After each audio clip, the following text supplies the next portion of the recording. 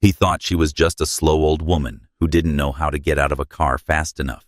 Officer Craig Pearson was 26 years old, 8 months on the Port Calhoun Police Department, and absolutely certain that breaking a 74-year-old grandmother's arm on a frozen sidewalk 2 blocks from her front door was the kind of thing that got buried in paperwork by morning.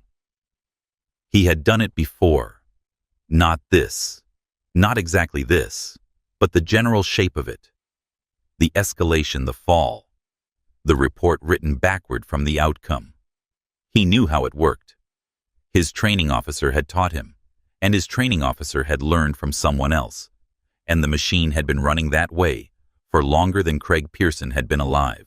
He was right about the paperwork. He was catastrophically wrong about everything else, because the quiet man in the rumpled suit who walked into Port Calhoun General's emergency room 53 minutes later was not a son looking for answers and a lawyer's phone number. He was the federal attorney who had personally dismantled 4 corrupt police departments in the last 6 years, who had written the prosecution framework that federal attorneys in 42 states used when they went after departments exactly like the 6th Precinct, and he hadn't touched his phone yet. By the time he did, it was already over for Craig Pearson. He just didn't know it. Stick around, because what happened next didn't just end 2 careers. It took down an entire department, a captain, a chief, and the mayor of a major American city. And it started with one woman 2 blocks from her front door on a freezing Tuesday night in Louisiana. The first thing people noticed about Loretta Mae Caldwell was her hands. They were not the hands you expected from a woman who had spent 38 years in a labor and delivery ward. They were not soft or carefully preserved or manicured against the wear of decades. They were large and capable, mapped with the fine lines of age and arthritis, with knuckles that had thickened from work-steady hands on the shoulders of terrified young mothers at 3 in the morning. Gentle hands guiding a newborn into the first cold air of the world. Firm hands that had held the line between panic and peace in a delivery room more times than she could count or would ever bother to. Over the course of her career at Mercy Regional Hospital in Port Calhoun, Louisiana, Loretta Mae Caldwell had delivered 4,211 babies.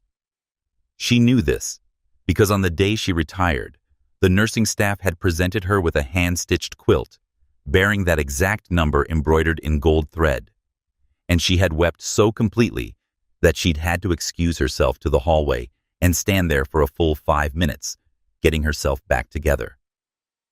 The quilt still hung on the wall of her bedroom opposite the window that faced the garden, so that it was the last thing she saw each night, and the first thing she saw each morning.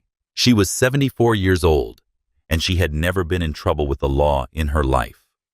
Not a parking ticket, not a noise complaint, nothing. In the Pinewood Gardens neighborhood of Port Calhoun, she was known as Mama Loretta to everyone under the age of 60. She ran the Wednesday evening prayer circle at Resurrection Baptist Church, rotating it between homes so that no one felt the burden of hosting too often. She organized the Saturday porch suppers, where whoever had something to share a pot of red beans, a pan of cornbread, a paper bag of oranges, set it on the folding table at the end of the block, and people came and ate and stayed as long as they needed to. She kept her garden with the kind of patient daily attention that borders on devotion, coaxing tomatoes and pole beans and zinnias from the hard South Louisiana clay each spring, her arthritic hands moving slowly and carefully through the rows. 3 years prior, she had undergone surgery to repair a torn rotator cuff in her right shoulder, the consequence of 4 decades of lifting patients, reaching across beds, bracing women through the hardest physical hours of their lives. The surgery had gone well. The physical therapy had done its work. But her orthopedist, Dr. Felicia Montes, had told her clearly the range of motion in that joint was permanently reduced. Stress it hard enough in the wrong direction, and the head of the humerus would pop from its socket. The muscles and ligaments that held it in place had been stretched to their limit once already. They did not have another dislocation in them. Loretta understood this.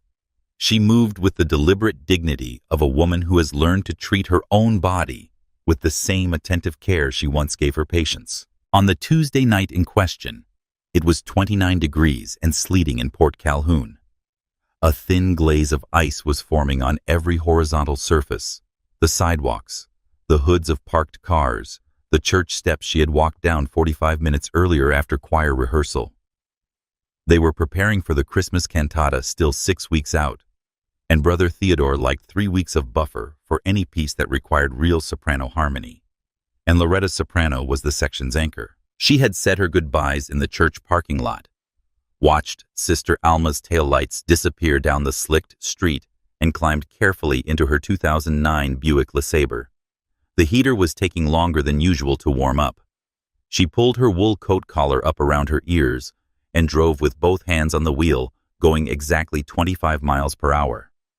She was 2 blocks from her front door when the cruiser's lights came up in her mirror. At the 6th Precinct of the Port Calhoun Police Department, Officer Craig Pearson was known as someone who needed watching. Not in the way that Internal Affairs watches a corrupt officer, not yet. In the way that experienced cops watch a rookie who has confused the badge with permission. He was physically imposing, 26 years old, built like he'd played defensive line in high school, and spent the years since in a steady effort to stay that way. He had graduated the academy in the top quartile on physical fitness and near the bottom on de-escalation assessments. His firearms qualification was excellent. His judgment in the polite language of his first performance review required continued development. The other officers called him Crash, a nickname he had received in his 3rd week when he'd rear-ended a stopped vehicle during a non-emergency response, and which stuck not because of the accident, but because of how he'd written the report afterward. Confidently, incorrectly, and with a certainty about his own version of events that suggested he genuinely believed it. His training officer, Sergeant Dale Rutherford, had 17 years on the force and had long since replaced his conscience with the arithmetic of institutional survival. Rutherford was not a dramatic villain. He was something smaller and in its own way more corrosive, a man who had watched bad things happen enough times that he had quietly reclassified them as normal things. He had covered 2 use-of-force incidents in the past 3 years, one involving a resident on East Side who'd needed stitches, one involving a teenager on Pinewood who'd needed a night in the hospital. Both reports described a level of resistance that witnesses on scene had not reported observing. Both had been processed through the 6th Precinct's complaint review and closed without action. Rutherford had learned this from someone too. The machine ran on continuity. On the night in question, Rutherford was riding passenger, while Pearson drove their patrol loop through Pinewood Gardens. His pretext, a supposedly non-functional taillight on the passenger side of Loretta's LeSabre, was one Rutherford had taught him 6 weeks earlier. Older model Buicks. Cold weather made the bulb flicker. It was passable if you didn't look too closely and if the camera angle wasn't ideal. The important thing Rutherford had explained was to make the stop and build the justification around it afterward. The report was the product. The stop was just the raw material. Craig Pearson had not been taught to look closely at the people he stopped. He had been taught to establish control. What he did not know, what he had no way of knowing as he hit the light bar and watched the old LeSabre signal carefully and pull to the curb, was that the quiet man who would arrive at Port Calhoun General's emergency room in 53 minutes had spent the better part of a decade building federal cases against departments that operated exactly the way the 6th Precinct operated. He had seen the raw material before. He knew what product it produced. And he had come home to Port Calhoun to visit his mother, not to work, but when the phone rang, that distinction would stop mattering very quickly. Craig Pearson knew none of this. He knew only that the old woman was taking too long to roll down her window. So he aimed his flashlight at her face and started talking. Loretta Caldwell did everything right. She signaled. She moved slowly to the curb. She put the car in park, switched on the interior dome light, rolled the window down despite the sleet hitting her cheek, and placed both hands at 10 and 2 with her fingers spread wide. She watched the mirror. She tracked the approaching shadow. Pearson reached her window and blinded her with a 1,000-lumen beam aimed straight at her eyes. "Hands on the wheel where I can see them," he said, before she had spoken a single word. Loretta squinted against the sudden blaze of light, raising one trembling hand to shield her face. "Officer, please." "The light," I said, "hands on the wheel." Louder now. His right hand dropped to the butt of his service weapon. "I'm sorry." Her voice was shaking but careful. "I'm a bit hard of hearing. I didn't." She placed both hands back at 10 and 2. "Why did you pull me over, young man?" "Passenger tail light. License, registration, proof of insurance." "Of course." She moved her right hand toward the glove compartment. "My registration is just in the hay." Adrenaline cracked through his voice like a fault line. "I didn't say move." She stopped. "My registration is in the glove box, officer. You just asked me for it. Keep your hands where I can see them." She was 74 years old in freezing rain, and the instructions she was being given were structurally impossible to follow simultaneously. She had spent 38 years being calm in rooms where panic was the easier option. She chose her words with the precision of someone who understood that the wrong word in this moment would cost her something. "I understand, officer. I'm going to open the glove compartment. I'm moving very slowly." Her fingers grazed the latch. Craig Pearson yanked the driver's door open. "Out of the car. Right now." "What?" "Why, I'm an old woman, officer. It's freezing."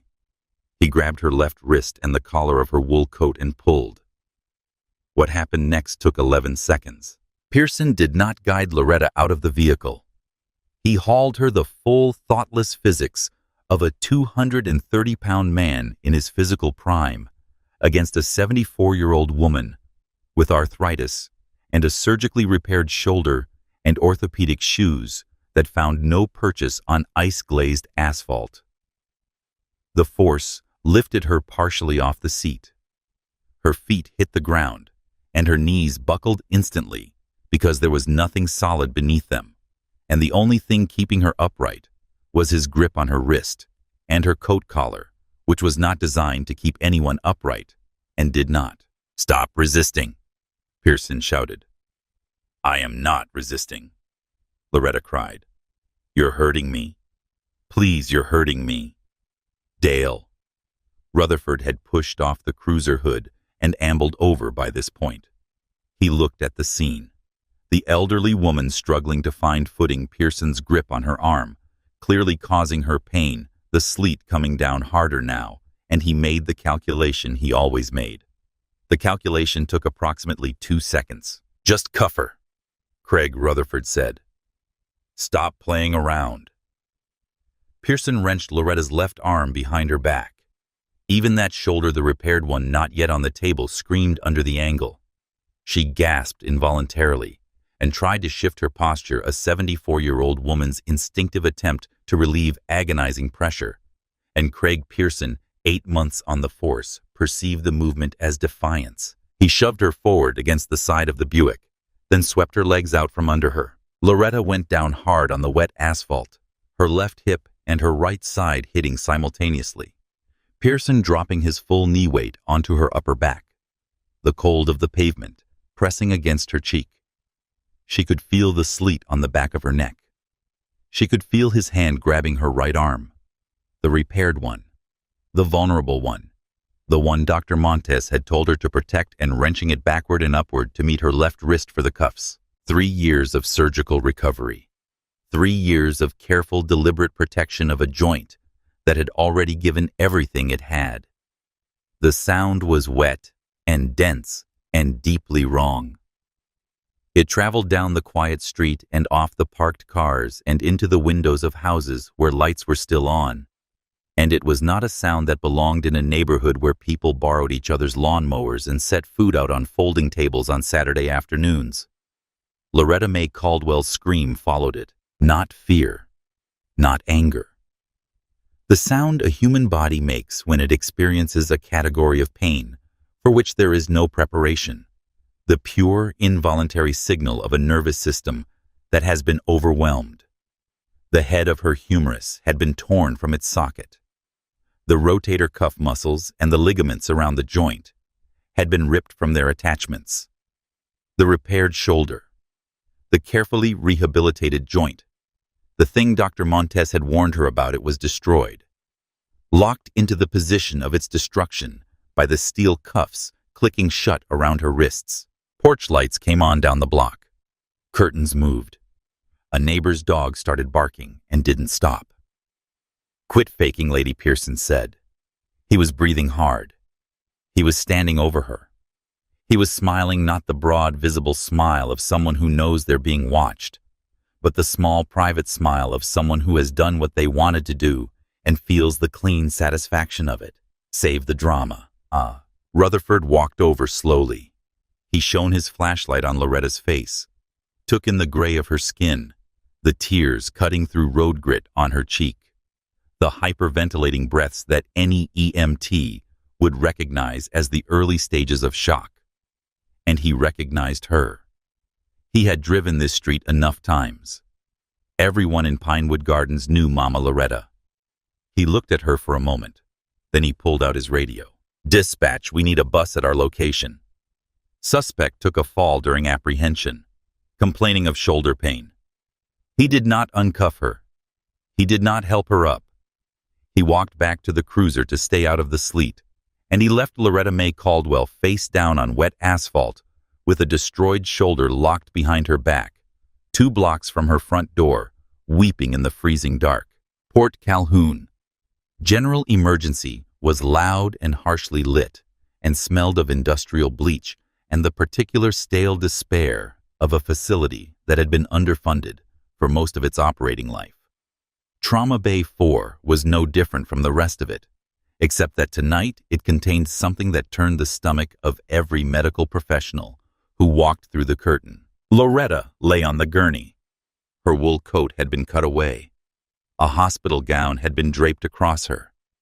Her face was ashen lips, slightly blue from the cold and shock, and her right arm lay at an angle beneath the gown that the attending physician, Dr. Patricia Owens, recognized immediately and precisely: the shallow, wrong slope of a completely dislocated shoulder, humerus out of socket, nothing holding it in the right place. Loretta's left wrist was handcuffed to the metal rail of the hospital bed. Dr. Owens had argued with Craig Pearson for 11 minutes. She counted, trying to get the cuff removed so they could properly sedate Loretta, position her correctly, and perform the reduction. Pearson had cited department protocol for hostile detainees. Dr. Owens had explained with escalating precision that this patient was a 74-year-old woman in early shock with a grade 3 shoulder dislocation who posed no flight risk and threatened no one in the room. Pearson had said the phrase department protocol 3 times. Dr. Owens had stopped counting after the third. 2 nurses had exchanged a look over Loretta's head that required no translation. A nursing assistant named Denise, who had worked this ER for 9 years and had a long memory and a personal cell phone in her scrub pocket, slipped quietly out of the bay and made a call to a number she had been given 4 months earlier by a woman at church who had said, "If you ever see something like this happen and the family can't be reached, try this first." It was a number for Marcus Caldwell. At 10:40 p.m., the automatic doors of Port Calhoun General slid open and a man walked in from the sleet. Marcus Caldwell was 44 years old. He was not tall, not physically striking in any obvious way. Wire-rimmed glasses, a charcoal suit that had been fitted well at the start of the day and was now rumpled at the collar and elbows, the way suits get after 14 hours. His trench coat was dark with sleet across the shoulders. He carried nothing in his hands. He had the composed, unhurried manner of a man who had processed the worst of the news during the drive over and arrived ready to be useful. The nurse at reception told him the officers were still with his mother and he might need to wait. Marcus did not wait. He moved through the ER toward the bays, his footsteps nearly silent on the linoleum. As he approached Bay 4, he heard laughter. Pearson and Rutherford were leaning against a medical cart outside his mother's curtain, drinking coffee from styrofoam cups, one of them recounting something from earlier in the week. They were comfortable. They had done their paperwork and were waiting for the process to complete itself. Marcus stepped into the bay. He saw his mother. He saw the impossible angle of her right shoulder beneath the thin hospital gown. He saw the dried tracks of tears through road grit on her face. He saw the sedatives in her eyes, the small confused recognition when she found him through the haze. And then he saw the steel handcuff around her left wrist, chaining her to the bed rail. Something inside Marcus Caldwell's chest went perfectly, completely still. Not quiet still. The way air goes still before something very large falls. He moved to her side and touched her forehead with 2 fingers. "Mama," he said softly. "Marcus." Her voice was thick with sedatives. "Baby, I didn't do anything wrong. I was just trying to get my papers." "I know, Mama," he said. "I know you didn't." "Hey." Pearson's voice came from behind him, loud, casual, carrying the full confidence of a man who believes the room still belongs to him. "You can't be in here. Active police matter. Step outside." Marcus turned slowly. He did not look at Pearson's face. He looked at his badge.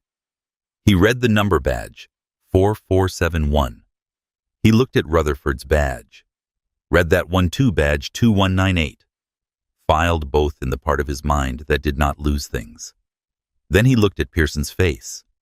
The young officer, despite everything, felt something shift in the air that he could not name.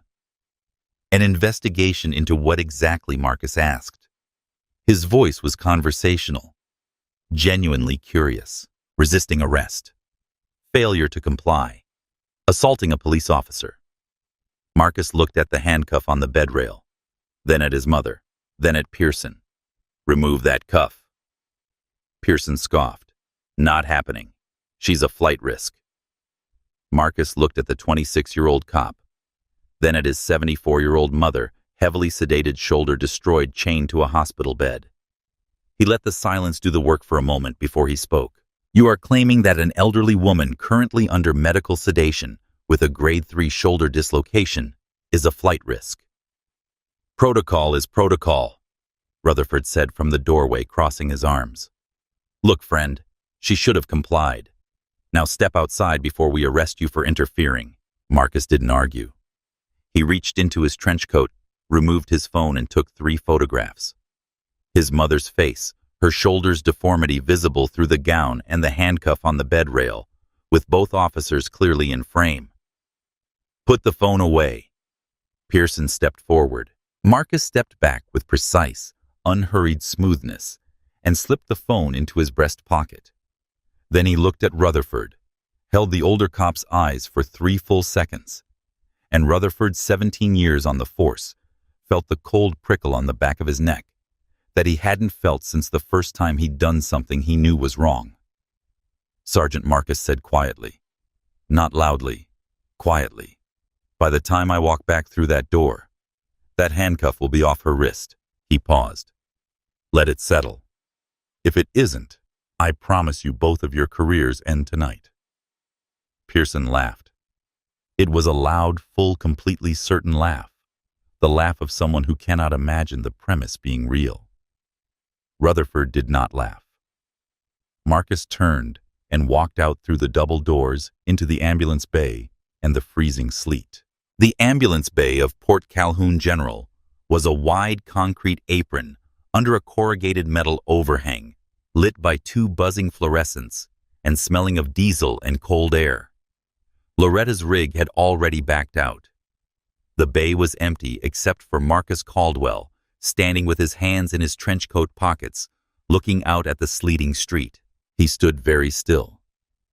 That was the thing people who worked with him noticed: the absence of fidgeting when things were serious. No pacing, no checking his phone repeatedly, no small, nervous movements. He had learned stillness in rooms that did not reward it. Courtrooms where opposing counsel watched for anxiety, depositions, where a twitch at the wrong moment told a story. Federal proceedings where the composed party almost always held the longer-term advantage. He had learned to feel what he felt without being moved by it. There was a great deal of heat behind his ribs right now, clean white heat, and he acknowledged it and set it to one side. He opened the encrypted dialer application on his phone. He selected a Washington, D.C. area code from 6 saved contacts. He pressed call. It rang twice. Washington, sharp, immediate. No trace of sleep. Catherine Marcus said. It's Marcus Caldwell. A beat. Just one. Marcus. I thought you were in Port Calhoun visiting your mother, I am Marcus said. Catherine. My mother is handcuffed to a hospital bed in Port Calhoun General Emergency. Her right shoulder has been dislocated. The attending physician believes there is significant rotator cuff and ligament damage. She was arrested on a fabricated taillight violation. The officers are in the ER with her right now. They are building charges of resisting arrest failure to comply and assaulting a police officer as we speak. The line went silent for 3 full seconds. Not dead air, the silence of a precise mind making several simultaneous calculations. When Catherine Morse spoke again, the warmth of colleague to colleague was entirely gone. What replaced it was not coldness. It was the quality of a very fine instrument being brought to focus on a very specific target. Tell me everything she said. All of it. Marcus relayed the facts in the order they occurred without embellishment and without omission. The route. The light bar. The contradictory commands. The physical extraction. The sound, he said. The sound without elaborating. And the pause that followed told him Catherine understood precisely what he meant. The handcuff on the bed rail. The physician's argument with Pearson. The 3 repetitions of department protocol. The charges being written in real time. When he finished, Catherine was quiet for 2 seconds. Marcus, she said, and her voice carried something that was almost not quite, but almost a kind of focused awe. You are the chief constitutional litigator for the Civil Rights Division of the United States Department of Justice. You wrote the federal use of force prosecution framework that attorneys in 42 states are using right now. You have personally prosecuted 4 police departments. Do these officers have any idea at all who they put their hands on tonight? None, Marcus said. What do you need? He had thought about this on the drive over. Clearly, without sentimentality, the way he always thought about the first move in a serious matter. I don't want a civil suit, Catherine. A settlement pays taxpayer money to our family while leaving those officers on the street within 8 months. I have watched that cycle too many times. I want the department. I want every body camera upload, every dash cam file, every dispatch log, every internal text message and email, every personnel file and disciplinary record in that precinct seized and locked before sunrise, before they have time to touch anything. I want the warrant broad enough to capture the full operational picture of the 6th precinct going back 5 years. Federal injunction and full evidentiary seizure, Catherine said almost to herself. Signed by a federal judge. Before 3 a.m. Another pause, shorter. I'm waking the regional FBI field office right now. The U.S. Attorney in New Orleans owes me a significant professional favor. We'll have the warrant in time. A beat. Marcus. Are you all right? He looked through the sliding glass doors of the ambulance bay into the ER, where 60 feet away, behind a thin curtain, his mother lay chained to a bed with a destroyed shoulder, 2 blocks from the house where she had made peach cobblers and tended her garden and delivered 4,000 children into the world with her capable, careful hands. No, he said honestly, but I will be. He hung up. He took one long breath of freezing air. Then he turned and walked back inside. By the time Marcus returned to Bay 4, the handcuff was gone. Rutherford had removed it himself 4 minutes after Marcus walked out without explanation and without meeting Dr. Owens's eyes. Pearson had started to object. Rutherford had said in a voice so flat and quiet, It functioned like a door closing Craig. Stop. And Craig Pearson, reading something in his training officer's face that he hadn't seen before and couldn't name, had stopped. The medical team moved quickly once the restraint was cleared. They sedated Loretta, more fully positioned her arm, and performed the reduction, the manual repositioning of the humerus back into the socket, with the swift, expert focus of people who have done this before and know that speed is mercy. Even under sedation, Loretta made a sound during the procedure that cost Marcus something he didn't show standing just outside the curtain. The orthopedic surgeon on call came down within the hour. The full damage assessment was worse than the initial read. The head of the humerus had been torn free with enough force to cause significant rotator cuff damage, the same cuff surgically repaired 3 years earlier. The ligaments around the anterior joint capsule were badly strained with possible partial tears. Surgery would almost certainly be required. Recovery would be long and would never be fully complete. Loretta May Caldwell would never have the full range of motion in her right arm again. Marcus sat beside her bed and held her left hand while she slept. He kept his face neutral for the benefit of the two officers who remained in the bay, increasingly uncomfortable with his stillness and increasingly unwilling to make eye contact. "I thought you were going to call their boss," Loretta murmured once, surfacing briefly through the sedatives, her voice thick, but carrying that particular maternal tone, the one designed to reassure the one she'd used when he was 8 years old and scared, and she needed him to know she was going to be fine.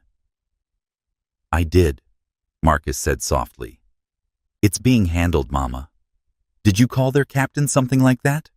She drifted back under. He continued to hold her hand. At 2:47 a.m., his phone buzzed. He stepped into the hallway. "The warrant is signed," Catherine said. "Eastern District of Louisiana federal judge.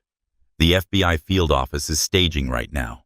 They'll move on the precinct's digital infrastructure at 3 a.m., simultaneously with building entry. Marcus, the server lock captures everything from this moment forward. Any access attempt, any deletion command, any modification. It all gets time-stamped and logged at the federal level.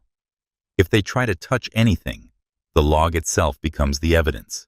Marcus understood what this meant. He had designed cases around exactly this mechanism. If Haas, the 6th Precinct's captain, a man Marcus had already begun to research on his phone during the drive to the hospital. If Haas made calls in the morning, panicked, tried to scrub the cameras, he would be committing obstruction with a federal timestamp on every keystroke. "There's a pattern here beyond last night," Marcus said. "The 6th Precinct doesn't operate this way on one night. Cast the warrant wide, Catherine. 5 years. "Already done," she said. "Thank you." He went back inside and sat beside his mother until the morning light came gray and thin through the window, and Loretta slept, and the sleet outside turned to ordinary cold rain. And somewhere across the city, the machine that Marcus had set in motion was moving with the quiet, inexorable momentum of something that does not need to announce itself to arrive. The 6th Precinct of the Port Calhoun Police Department occupied a building that smelled of old coffee-aging carpet and the particular institutional mustiness that accumulates in places where people spend long hours doing work they have learned not to examine too closely. At 8:15 a.m., Wednesday, Officer Craig Pearson and Sergeant Dale Rutherford sat at adjacent desks in the bullpen building the official incident report for the previous night's traffic stop. "Your language on the glove box," Rutherford said, not looking up from his own screen. "I wrote that the subject reached aggressively toward the center compartment in a manner consistent with reaching for a concealed weapon." Rutherford was quiet a moment, editing in his head. Change aggressively reached to lunged. Cut the rest of that sentence. Just right, consistent with reaching for a weapon. Shorter is cleaner, Pearson typed. The fall. Subject lost footing on wet pavement while combatively resisting application of restraints. Due to icy conditions, officer was unable to prevent the fall, despite attempts to stabilize. Officer immediately called for medical assistance. Rutherford's voice was even precise, The voice of a man dictating something he has dictated before in different words. You did not throw her. You did not sweep her. She fell. What about the shoulder? Pre-existing injury. Her own physician will confirm prior surgery. The dislocation is entirely plausible as a consequence of her own resistance. Medical records will be ambiguous. They always are in these cases. Captain Gerald Haas was in his glass-walled office at the far end of the bullpen on his second protein shake of the morning, reviewing the overnight log with the relaxed authority of a man who has built an 11-year structure designed to absorb and neutralize exactly this kind of situation. Haas was 53 years old, with the broad face of a man who had played football in college and the careful, polished manner of one who had learned somewhere in his late 30s that institutional politics mattered more than institutional integrity. He ran the 6th Precinct like a ward boss, with a precise understanding of who was protected, who was expendable, and what any given outcome was worth. He knew about last night. Rutherford had called him from the hospital at 11 p.m. He was unconcerned. Elderly black residents of Pinewood Gardens did not make expensive problems. They didn't have attorneys on retainer. They didn't navigate the complaint process effectively. They paid fines and accepted plea deals and went home and told their families, and the families were furious in the way that communities under this kind of long pressure are furious deeply, legitimately, and without the institutional access to make that fury consequential. The machine was calibrated for exactly this. It had been running this calibration for 11 years. At 8:30 a.m., Haas called the precinct's IT administrator, a man named Webb. Nervous by nature, trained by Haas over 3 years to understand that his primary function was not infrastructure management, but selective institutional memory. Unit 42, Cruiser Cam and Body Cam, the 9 p.m. block. Yes, sir, Webb said. Rain last night caused a system interruption. Lightning in the area. The files were corrupted and are non-recoverable. A pause. Captain, I'm not sure the metadata will support, Webb Haas said pleasantly. Are you questioning my assessment of the weather conditions? Shorter pause. No, sir. Have it done before 9. In the bullpen, Pearson hit print on the completed report. He leaned back in his chair, laced his hands behind his head, and let out a long, satisfied breath. He looked at Rutherford. Bulletproof, he said. Rutherford didn't look up from his screen. Good. That son is probably on the phone with a lawyer right now, Pearson said, still leaning back loose and comfortable. Some civil rights ambulance chaser. They'll file the city'll settle for $30,000, she'll take it, and we'll never hear about it again. Probably, Rutherford said. Pearson picked up his coffee. You know what I keep thinking? I keep thinking about his face when I told him to step outside. He smiled, small private, the same smile from the night before, on the wet asphalt. He looked like he wanted to say something. Didn't have a single word. Rutherford finally looked up from his screen. He looked at Pearson for a moment. He didn't say anything. He looked back at his screen. At 8:47 a.m., every monitor in the 6th Precinct bullpen went black. 3 seconds of black. Then the screens came back, all of them simultaneously, which was the first wrong signal, because computers don't reboot in unison unless something external is controlling them. What appeared on every screen was not a desktop or a case management portal. It was a white page, a federal seal. Below it in clean black text, Department of Justice, Federal Bureau of Investigation system locked. Pursuant to federal warrant. Do not attempt to access, modify, or delete any files. Warrant number EDL A-2-4-CR-0847. The dispatch radio emitted a long, flat tone and died. The building's Wi-Fi dropped. The phones at the front desk stopped accepting internal transfers. 3 officers tried their workstation simultaneously and found the same white page on 3 different screens. 15 seconds of silence. The kind of silence where a room full of people is collectively trying to determine whether what they're looking at is a technical problem or the end of something. Then Rutherford said very quietly, "That's a federal seal." And the room began to move. Gerald Haas was already on his feet, mouse in hand, staring at the same white page when his desk phone rang. The caller ID read, "Greer W. Chief Warren Greer, calling from department headquarters 12 blocks away." Haas picked up. "Chief, what's going on with the network?" "My entire system is Gerald." Greer's voice cut him off cleanly. Haas had known Greer for 9 years. He had heard Greer angry politically, calculating, cautiously optimistic, and profoundly bored. He had never heard anything like this. The frequency of it stopped Haas mid-sentence, the way a sudden wrong sound stops movement. "Gerald, listen to me, and do not speak until I am finished." Haas listened. "The FBI walked into this building 40 minutes ago with a federal judge's order. They did not call ahead. They did not contact internal affairs. They did not notify the union.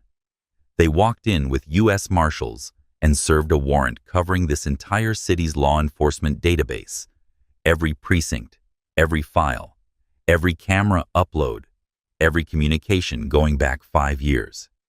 They are currently in our server room. They are not asking for cooperation. They are simply taking everything." Haas's mouth was open. Nothing was coming out. "Civil rights investigation," Greer continued. "Excessive force and conspiracy to falsify official records." "Gerald, what happened in your precinct last night?" "Nothing. Too fast." He adjusted. "We had a routine night. A few calls, a traffic stop. Tail light violation. Elderly woman in Pinewood Gardens." She resisted. "It was clean." "What was her name?" "Caldwell." "Loretta Caldwell." The silence that followed lasted 5 full seconds. Haas pulled the phone away from his ear and stared at it. When Greer's voice came back, it had dropped to something just above a whisper, and the quality of it, the absolute dread in it, sent something cold through Haas that had nothing to do with the November air. "Gerald, do you know who Loretta Caldwell's son is?" "Some man named Marcus. He was at the hospital last night. Rumpled suit glasses. Civilian. He tried to interfere." "Gerald." Each time Greer said his name now, it landed differently harder, more final, like a door being closed one after another. "Marcus Caldwell is the chief constitutional litigator for the United States Department of Justice's Civil Rights Division. He prosecutes corrupt police departments for the federal government. He personally wrote the use of force prosecution framework that federal attorneys are using right now to build cases against departments like ours. He has the direct ear of the Attorney General of the United States." A pause that had its own weight. "Your officer broke his mother's arm, Gerald, and then tried to frame her." Haas set his protein shake down. He set it down with the extreme mechanical care of a man whose hands have begun to lose their certainty about ordinary objects, placed it on the corner of his desk with complete visual attention, as though if he looked away from it, the ordinary laws of the physical world might not apply. He set it down, and he did not pick it up again. Through the glass wall of his office, he could see the bullpen. He could see Pearson at his desk, still leaning back in the chair, still loose and comfortable, saying something to another officer. As Haas watched, the other officer smiled. Pearson smiled too. He had filed his report. He felt bulletproof. He was 26 years old, and he had the deep, unexamined certainty of someone who has never experienced the failure of the system that protects him. Haas watched him smile and felt the architecture of 11 years begin to come apart. He thought about the green canvas-bound notebook in the floor safe at his brother-in-law, Frank Carruthers' storage facility on Route 7. He thought about the financial records in it, 11 years of what he had always called internally the clearance program, a name deliberately neutral, deliberately bureaucratic, designed to insulate the thinking from the practice. He thought about the civil forfeiture revenue, the quarterly figures, the percentage that had traveled through Carruthers storage and moving as consulting fees, and arrived via structures carefully designed to fall below reporting thresholds in the re-election fund of Mayor Douglas Holt. He thought about the 3 meetings with the mayor's people, their handshakes, their nods, their careful non-statements. That meant, yes, continue. The city needs the revenue. Don't stop. He thought about what a federal warrant covering 5 years of records would find. "They're coming for you," Gerald Greer said. His voice had lost its official register entirely. What was left was something almost personal. 2 men standing on the same ground as it gave way beneath them. "I cannot protect you. Whatever you do in the next hour, I cannot protect you. Do you understand?" Haas said nothing. "I'm sorry," Greer said, which was the most honest thing either of them had said to each other in years. The line clicked dead. Haas held the receiver for a moment, then set it next to the protein shake. He looked at his hands on the desk. They were the hands of a man who had spent 11 years building a structure, an equilibrium, a careful balance of authority and impunity and revenue, and looking the other way, and who was watching it dissolve in real time, not over months of legal proceedings, not with time to plan and position and protect himself, but right now, at 8:57 in the morning, while Craig Pearson was still smiling about something in the bullpen. He picked up his phone and called Webb. "The Unit 42 files, Captain, the system's locked. I can't access anything. I've been trying for 10 minutes. It's a federal lock. It's coming from outside the building. I can't touch the server at all." Haas lowered the phone slowly. He sat very still in his chair for approximately 30 seconds. Then he stood, straightened. His uniform opened the glass door and stepped into the bullpen with the manufactured composure of a man doing the last thing his instincts have always told him to do: perform authority long enough to find an angle. He was still searching for the angle when at 9:04 a.m., the heavy glass double doors of the Port Calhoun 6th Precinct swung open. He was not wearing the rumpled trench coat. The man who walked through those doors wore a charcoal wool suit that had been hung carefully overnight and pressed that morning. His shirt was white. His collar was straight. His shoes were clean. He wore his wire-rimmed glasses, and he carried nothing in his hands. No briefcase, no folder, no prop of any kind.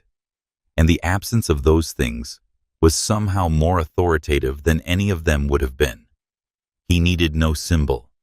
He needed only himself. One step behind him came Special Agent Diana Hollis. 22 years with the FBI, silver-streaked hair pulled back with the economical efficiency she applied to everything, a face built for situations that required zero tolerance for theater. Behind her came 11 agents in dark windbreakers with FBI in gold across the back and 2 U.S. Marshals. They entered without urgency, which was its own kind of message. They fanned out with the quiet, practiced precision of people who have done this many times in many buildings and understand that the first 30 seconds of an entry determine whether the next several hours are orderly or chaotic. Exits were covered. Nothing moved quickly toward anything. The clacking of keyboards stopped. 30 officers and civilian staff held whatever position they'd been in when the doors opened. The specific paralysis of people who have just understood that the rules of the room have changed in a way they did not anticipate and cannot reverse. Craig Pearson looked up from his desk. He recognized the man in the charcoal suit. Recognized him completely and immediately. The glasses, the average height, the unremarkable surface that had seemed 12 hours ago in a hospital bay, like the surface of someone manageable. The same man was now standing in the center of the 6th Precinct bullpen, surrounded by federal agents, and the temperature behind Pearson's sternum dropped so fast and so completely that he actually put one hand flat on the desk to steady himself. The confident lean, the laced hands behind the head ease, the smile, all of it was gone. In its place, was something Pearson had no word for and had never felt before while wearing a badge. 2 desks away, Rutherford sat perfectly still and looked at Marcus Caldwell with the expression of a man who understood finally and with absolute clarity what had been growing in the dark behind 17 years of easy mornings and clean paperwork. Marcus walked to the center of the bullpen, unhurried, no performance in it. He looked at Pearson, then at Rutherford, then passed the glass at Gerald Haas, already pale, already attempting the posture of command with a body that had forgotten the instructions. "My name is Marcus Caldwell," he said. "Conversational volume." The room caught every word. "I am the Chief Constitutional Litigator for the Civil Rights Division of the United States Department of Justice. As of this moment, this department is under active federal investigation for violations of Title 18, Section 242, deprivation of rights under color of law and related federal offenses. No one in this building will touch a keyboard, a personal cell phone, a radio, or a sidearm until instructed otherwise. Step away from your desks and move to the west wall." 4 seconds of silence. Then people began to move. Agent Hollis produced the federal warrant with the court seal and crossed to Haas's office. Haas emerged gray-faced, trying. Agent Hollis, in situations like this, professional courtesy dictates that local internal affairs. "Professional courtesy," Marcus said, stepping forward, his voice dropping to the register he used when the courtesies were finished, ended at approximately 10:40 last night, Captain, when your officer chained a 74-year-old woman with a dislocated shoulder to a hospital bed and called it protocol. Haas's mouth closed. "We require your server room. Agent Hollis's team will image every hard drive, every camera upload, every dash cam file in this facility." He looked at Haas steadily.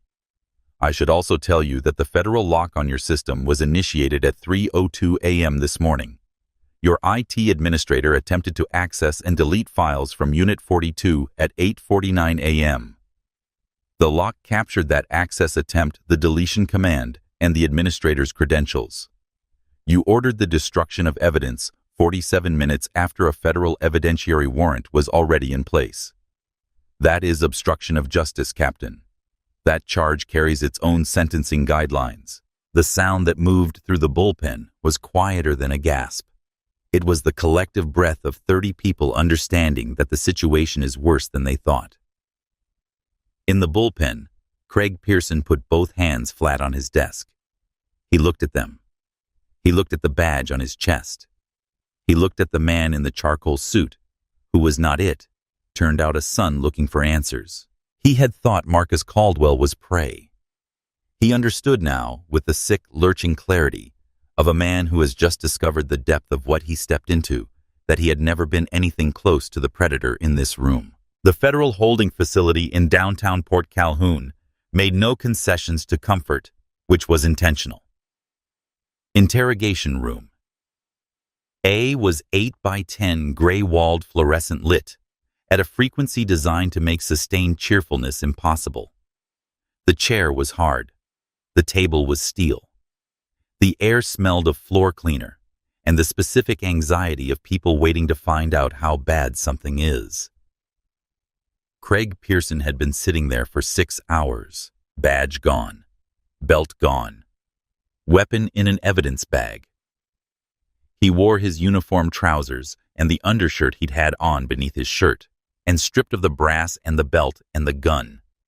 He looked precisely like what he was, a 26-year-old who had made a catastrophic miscalculation and was only now beginning to understand the full mathematics of it. He had asked for his union representative twice. He had been told the union's senior attorney was in the building. He had not been told why. The door opened. Marcus Caldwell walked in, followed by Agent Hollis. He set a slim leather briefcase on the table, pulled the chair across from Pearson, and sat down. Hollis positioned herself against the wall to the right. Neither of them spoke. The silence expanded. Pearson's instinct was to fill it, to explain, to frame, to begin the narrative he'd been constructing in his head for 6 hours. But the way Marcus was sitting completely still, patient, watching him with the expression of a man who has all the time the law allows, made speech feel dangerous in a way he couldn't articulate. So he said nothing too, and the silence stretched and the fluorescent fixture buzzed. Finally, "Where's my union rep?" Marcus reached into the briefcase and withdrew a single sheet of paper. He slid it across the table. "David Campbell, senior attorney for the Port Calhoun Police Officers Association, is currently in conference room B down the hall." He paused. "He isn't here for you, Craig." Pearson's brow furrowed. "I pay my union dues. He has to represent me." "Mr. Campbell represents the collective interests of the association," Marcus said, his voice entirely without malice, which was somehow more frightening than anger. "Right now, the collective interest is the survival of an organization facing a federal RICO investigation. When a ship takes on water, the collective interest is served by throwing the heaviest cargo overboard." He tapped the paper on the table. "Read that." It was a federal affidavit. The name at the top, Haas, Gerald R. Captain, Port Calhoun, PD 6th Precinct. Pearson read it. He read it slowly, and the color left his face in stages, the way light leaves a room as clouds move over the sun. Not all at once, but in a progression you notice only after it's happened. Haas's sworn statement was a masterpiece of self-interested precision. It described Pearson as a probationary officer with documented impulse control issues. It characterized the traffic stop as a unilateral action taken entirely outside departmental policy. It claimed that Sergeant Rutherford had verbally instructed Pearson to stand down and had physically attempted to intervene, but had been unable to prevent what happened in time. The brotherhood Pearson had believed in. The thin blue line. The structure that was supposed to hold. It had taken Haas approximately 40 minutes to throw him entirely under the machine. "He's lying," Pearson said, loud. His cuffed hands hit the table. "Collins Rutherford. He told me to cuff her. He said just cuff her." Craig stopped playing around. "And Haas. Haas told Rutherford to work that neighborhood. He told us to find reasons to pull over elderly residents because they pay fines without going to court. He called it..." He stopped. Marcus said quietly, "He called it what?" Pearson looked at the table. His jaw worked. He was 26 years old, and for the second time in 12 hours, he was crying, which he would not have predicted about himself at any point in the 8 months he'd been wearing the badge. "The harvest," he said, barely above a whisper. "That's what they called it internally. Haas said if the unit didn't bring in enough civil forfeiture revenue, the squad cars wouldn't get maintenance budget. He said elderly residents in Pinewood Gardens and the East Side Flats were the easiest targets because they didn't fight in court. He said it was..." He pressed his forehead against his cuffed hands. "He called it low-resistance revenue collection. I didn't mean to hurt her that bad. I knew she was old. I pulled too hard. I'm sorry. God, I'm sorry." Marcus did not offer a tissue. He did not offer comfort. He looked at the young man across from him, this 26-year-old, who had been handed a gun and a working philosophy that said certain people were acceptable losses, and felt not sympathy and not contempt, but something harder and more useful than either. "Being sorry will not repair my mother's shoulder," he said, "and it will not keep you out of federal prison." He let that settle for a moment. "But I am not interested in you, Craig. You are the tail of the snake. I want the head. I want Gerald Haas, and I want the man who allowed him to run this precinct as a private extraction operation for 11 years. He leaned forward slightly. "I want the ledger." Pearson told him about the green canvas-bound notebook. He had seen it once, walked into Haas's office without knocking, watched the captain close it quickly, and slide it into a laptop bag with the specific speed of a man concealing something he does not want observed. Haas had covered the moment with a smooth non-explanation about budget paperwork, and Pearson, new and incurious, had filed it away without examining it. He knew about Frank Carruthers Haas's brother-in-law, the storage and moving business on Route 7. He had heard Haas mention a floor safe in the back office twice in conversations not intended for his ears. Marcus asked 3 clarifying questions: location, business name, and whether Pearson had ever heard Haas connect the notebook to the name Holt, the mayor. Pearson said yes once 18 months ago, through a partially open office door. The mayor's people need the East Side numbers before end of month. He had thought at the time it was routine reporting. Agent Hollis dispatched a strike team to Route 7 with a federal warrant inside 8 minutes. Frank Carruthers opened the floor safe himself when Hollis produced the warrant and explained the alternative.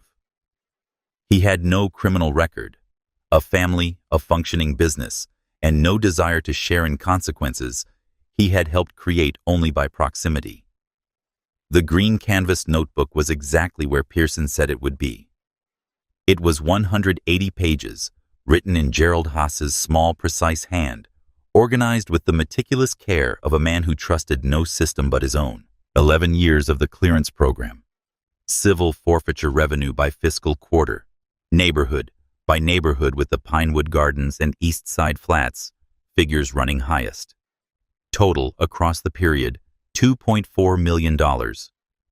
17% of that figure had moved through Carruthers Storage and Moving as consulting fees and arrived via structures carefully designed to fall below reporting thresholds in the re-election infrastructure of Mayor Douglas Holt. The 3 meetings were in there too. Dates figures discuss the initials DH in Haas's hand. The most recent entry, 14 months ago. DH confirms approval of extended program through election cycle. Expects numbers to hold. Hollis photographed every page before the notebook was bagged. Pearson's cooperation agreement was drafted, reviewed, and signed. He would plead guilty to 1 count of felony assault resulting in serious bodily harm under federal civil rights statutes, testify before a grand jury, serve a mandatory minimum of 36 months in a federal minimum security facility, and be permanently barred from law enforcement public office or the right to carry a firearm for the remainder of his natural life. He signed it with hands that had stopped shaking and started simply being the hands of someone who has no options left.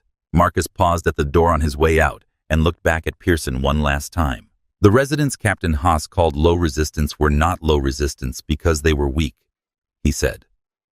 They were low resistance because departments like this one had spent decades teaching them that resistance was dangerous. That is not weakness. That is the accumulated weight of a broken system that was never made to account for itself. He held Pearson's eyes. You had the chance to be someone who refused to participate. You chose otherwise. Now you live in the world that choice creates. He left. The green notebook was in the safe exactly where Pearson said. Frank Carruthers opened it himself, and the evidence inside was not ambiguous, not deniable, not the kind of thing that dissolves under legal pressure. It was Gerald Haas's own handwriting across 11 years totaling $2.4 million a number that transformed a civil rights case into a federal racketeering prosecution before Hollis's team had finished photographing the last page. Gerald Haas was arrested at 2:15 p.m. Wednesday at his desk in the 6th Precinct, still sitting in the ruins of the firewall he had spent the morning trying to construct. Federal conspiracy, obstruction of justice, civil rights violations. RICO. The union's statement arrived within the hour. His conduct was deeply troubling and inconsistent with departmental values. The same attorney who had declined to represent Pearson issued a press release about the association's commitment to accountability. Marcus read it in the back of a federal vehicle and found it exactly as predictable as it was. Rutherford was arrested the following morning. Conspiracy to falsify official records, evidence tampering, civil rights deprivation. The federal judge at his arraignment was not interested in the narrowness of the charges when she set bail, and the bail she set communicated her assessment of the situation clearly and finally. Chief Warren Greer did not wait for the handcuffs. The moment the news wire reported the mayor's imminent arrest, Greer drove to the federal building on Chartres Street with his attorney and offered to cooperate. His cooperation came too late to spare him the charges. The notebook's references to the chief's awareness of the clearance program's revenue function were specific enough to sustain a count, but early enough that his attorney negotiated an arrangement that kept him from a federal cell at the cost of his pension, his position, and any future in law enforcement or public service. It was the night of Mayor Douglas Holt's arrest that Marcus was thinking about when he thought about the week as a whole, not because it was the most emotionally significant moment, but because it was the one that completed something. Haas was the engine. Rutherford and Pearson were the tools. Greer was the blind eye. But Holt was the reason the engine had run for 11 years, the reason the clearance program had never faced real scrutiny, the reason $2.4 million could move through a police department's civil forfeiture accounts toward a politician's re-election fund without anyone asking the question that would have ended it. Holt was the roof that made everything underneath it possible. The roof needed to come down in public. The Harborview Club occupied the 14th floor of the tallest building in downtown Port Calhoun, and on a Wednesday evening, it held $600 worth of crystal chandeliers per square foot, white linen tablecloths, centerpieces of white roses and eucalyptus, and 200 of the wealthiest and most politically connected people in the city, each of whom had paid $500 for a plate of food they were not primarily there to eat.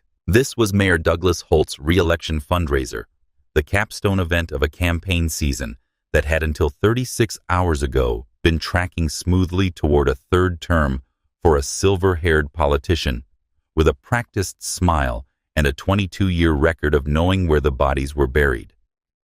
The bodies, as it turned out, were in a green canvas notebook in a floor safe on Route 7. The ballroom was warm, with the specific warmth of money in enclosed spaces, the heat of good lighting and expensive fabric, and the accumulated body temperature of people who feel in rooms like this entirely safe. A 12-piece band played softly near the windows overlooking the harbor. The champagne was French. The donors in the front rows had the particular ease of people for whom an evening like this is simply the ambient condition of their lives. Mayor Holt stood at the mahogany podium on the raised platform at the far end of the room in his element. The room filled the lighting, good the microphone live. He was 61 years old, and he had been performing in rooms like this for 22 years, and the performance by now was so deeply practiced, it had become indistinguishable from sincerity. His smile was warm. His posture was confident. His voice carried the particular resonance of a man whose authority has never seriously been questioned. 3 terms, he said to the room, raising one hand for emphasis. 3 terms because this city deserves leadership that doesn't flinch. 3 terms because the people of Port Calhoun, every neighborhood, every community, deserve to feel safe in their own streets. Applause from the front rows. And the reason they feel safe, Holt continued, warming to it, the reason Port Calhoun has the numbers we have, the reason our crime statistics are where they are, is the brave men and women of the Port Calhoun Police Department who go out every single day and night to protect this community. The ballroom doors at the far end of the room opened, not a polite single-door opening, both doors simultaneously wide, the kind of entry that does not ask permission. The music stopped, not a fade, a hard stop. The band members looking up and going still. For a half second, the room hung in the particular silence of 200 people, whose attention has been interrupted and redirected by something they did not expect and cannot immediately categorize. Then they saw the windbreakers. 32 federal agents entered the ballroom in pairs, moving down the perimeter of the room, with fluid, unhurried efficiency, not running, not dramatic, simply moving with the certainty of people who do not need urgency because the outcome is not in question. In the space of 20 seconds, every exit from the room was quietly occupied by someone in a dark jacket with gold lettering. walking straight down the center aisle between the round tables with their white linen and their centerpieces and their untouched dessert courses and their stunned $200 donors, was Special Agent Diana Hollis. The room parted for her the way rooms part for things that do not stop. One step behind her, not in a windbreaker, not in tactical gear, but in the same charcoal wool suit he'd been wearing since that morning, was Marcus Caldwell. Mayor Holt gripped the podium. His practiced smile did not vanish immediately. It was too deeply practiced for that. It bent first a slight distortion, a micro-expression of confusion that crossed his face, and then was immediately corrected by 22 years of reflexive composure. And then it held wavered, and finally died in stages, as Hollis reached the base of the platform, and he could see her face clearly, and he understood that the composure she was bringing to this moment was of an entirely different order than his own. Gasps from the tables nearest the aisle, cell phones appearing. The couple at the table closest to Marcus, the husband, a real estate developer who had given the mayor's last campaign $30,000, turned to each other with expressions that combined genuine shock and the involuntary excitement of people witnessing something historic at close range. "What is the meaning of this?" Holt said into the microphone. His voice was very nearly steady. "Not quite. I am the mayor of this city. Whatever this is." Agent Hollis stepped onto the platform. She produced the warrant, thick court-sealed multi-page. "Mayor Douglas Holt, you are under arrest for racketeering conspiracy to commit extortion, wire fraud, and deprivation of civil rights under color of law. Please turn around and place your hands behind your back. This is outrageous." His voice was louder now, working the microphone from instinct, because the microphone was still live and 200 people were recording this, and some part of him was still even now trying to manage the performance. "I am the elected mayor. You cannot walk into a private." Marcus stepped onto the platform. He was carrying an evidence bag. Inside it, clearly visible through the sealed plastic, was a green canvas-bound notebook. 180 pages of Gerald Haas's small, precise handwriting. 11 years of the clearance program. $2.4 million. 3 meetings with the initials DH in the margins. Expects numbers to hold. Holt looked at the notebook. His mouth stopped moving. The practiced smile was entirely gone now. The final layer of performance dissolved, and what appeared beneath it was what had always been underneath the expression of a man who had spent 22 years constructing the belief that he was too insulated, too protected, too carefully managed, ever to stand on a public stage in front of his donors with his hands about to be cuffed behind his back. He had spent 11 years allowing a police captain to systematically target elderly black residents of his city for financially motivated enforcement. He had received quarterly updates. He had approved the program's continuation through an election cycle. He had balanced a municipal budget on the backs of people like Loretta Mae Caldwell, who asked nothing from the government of their city except to drive home from choir practice without being stopped by someone who saw them as revenue. "We have the ledger," Mayor Holt Marcus said.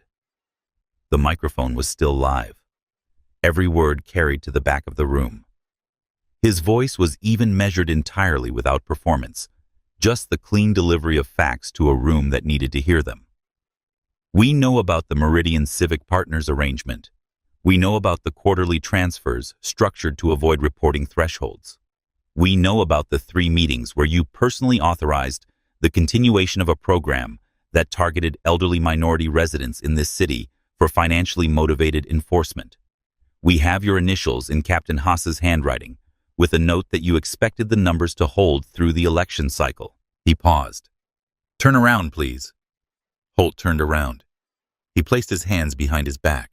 He was 61 years old, and he had been in public life for 22 years, and he had the particular total humiliation of a powerful man whose fall happens in a room full of witnesses who are recording it on their phones.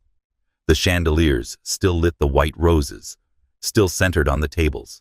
The champagne still in its flutes, all the trappings of his world perfectly in place, while the world itself was not.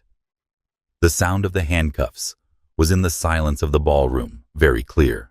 Marcus watched from the edge of the platform. He did not allow himself satisfaction. Satisfaction was not the point. The point was consequence, and consequence required continuation. The grand jury, the trial, the sentencing, the consent decree, none of which left room for triumph. He stepped down from the platform and walked toward the exit. Behind him, Mayor Douglas Holt was being escorted through his own fundraiser in handcuffs, while 200 phones recorded the moment, and the cameras outside were already positioned, because the FBI had understood when they planned the timing of this arrest that the story of how a police department had been used as an extortion mechanism against its most vulnerable residents deserved to be told in a room full of the people who had benefited from looking the other way. The flash of the cameras was very bright. 2 months after the arrests with Haas Rutherford, the mayor and the chief all in the federal system, and Craig Pearson already in a minimum security facility in central Louisiana, the city of Port Calhoun came to the civil settlement table. The offer was substantial, a number that reflected the city's insurance carrier's clear-eyed assessment of what a federal jury would do with body camera footage showing an officer's knee on a 74-year-old woman's back, a destroyed shoulder, and a handcuff on a hospital bed rail, while a physician argued for its removal. It was a number that would have taken care of Loretta's medical bills many times over and left enough to argue it had accomplished something material. Marcus declined it. He sat across from the city's attorney in a conference room on Chartres Street and explained with the professional courtesy of someone who holds no particular animus for the attorney across the table what he wanted instead. What he wanted was structural. A federal consent decree and agreement placing the Port Calhoun Police Department under the direct oversight of the DOJ's Civil Rights Division with binding operational requirements carrying the force of federal law. Body cameras worn by Port Calhoun officers to be hardwired to a federal evidence server operated by the DOJ. They could not be paused, manipulated, or deleted by any department personnel at any level. The data belonged to the federal government. All revenue generated by traffic fines and civil asset forfeiture permanently redirected from police operational budgets into a community trust fund administered jointly by the city and an independent oversight board, removing the financial incentive for enforcement patterns of the kind the 6th Precinct had operated for 11 years. An independent federal monitor reporting to the court, not the city auditing arrest data quarterly for the next decade, with authority to refer findings directly to the U.S. Attorney's Office, and a complete audit of civil asset forfeitures conducted by the 6th Precinct going back 5 years. Every car taken, every dollar seized without criminal conviction, identified, valued, and returned or compensated.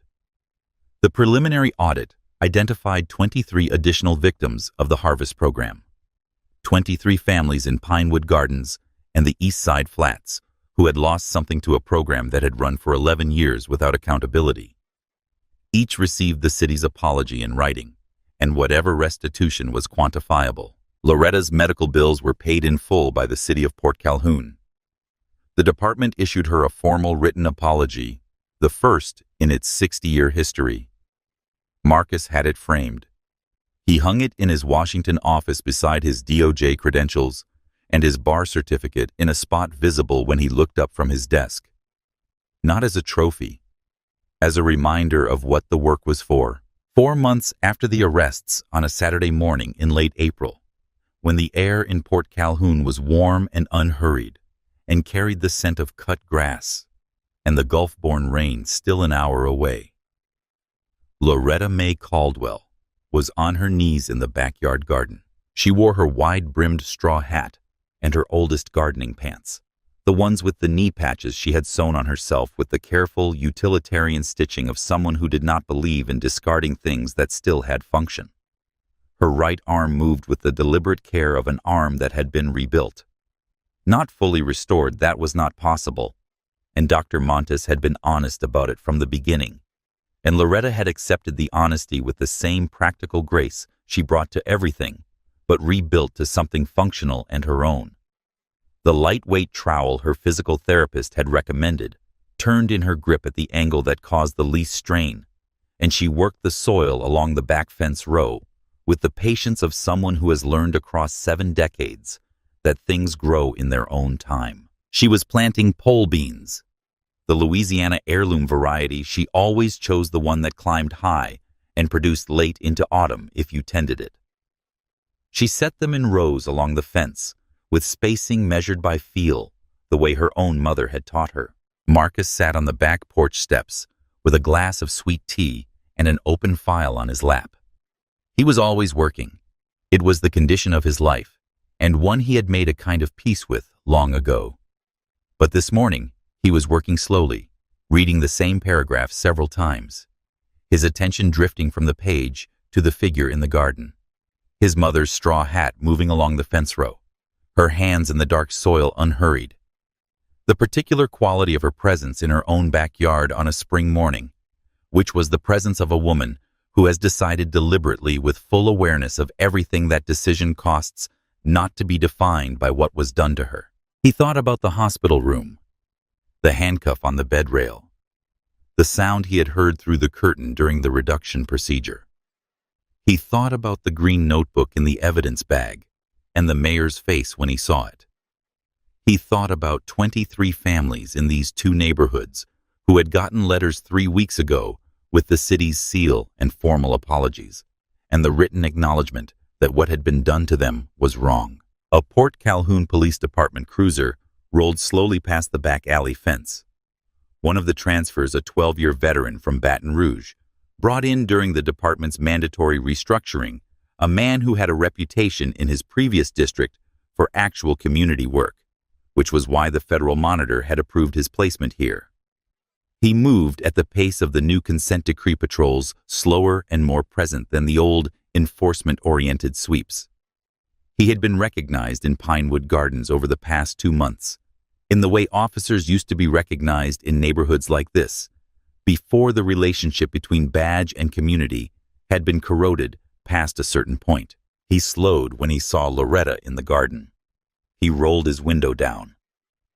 "Morning, Miss Loretta," he said, easy and respectful, touching the brim of his cap.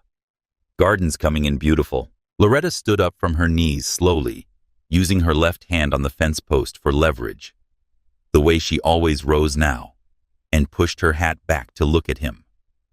The April light was on her face. She smiled, not the careful, managed smile of someone navigating authority. The warm, unhurried smile she gave anyone who came to her fence in good faith. "Thank you, baby," she said. "You drive safe out there." The cruiser rolled on. Marcus set the file folder on the step beside him. He picked up his sweet tea. He watched his mother turn back to her beans and reach for the next seedling from the tray at her knee. In Port Calhoun, Louisiana, the men who had built their authority on the belief that certain people could be touched without consequence had been proven wrong. Not by luck, not by accident, not by a single dramatic confrontation, though there had been those. By the precise, patient, relentless application of the law, the same law they had draped over their operations, like a flag, believing it belonged to them, discovering in the end that it belonged to no one who used it as a weapon. One phone call. One son who understood the machinery of justice and was not afraid to use it. One woman who deserved, like every woman her age in every neighborhood like hers, in every city like Port Calhoun, to drive home from choir practice without being afraid of the lights in her mirror. Loretta May Caldwell planted her beans in the warm April soil, and the morning held, and the garden grew. If this story moved you, please subscribe to our channel for more stories of justice, accountability, and the people who refuse to look away.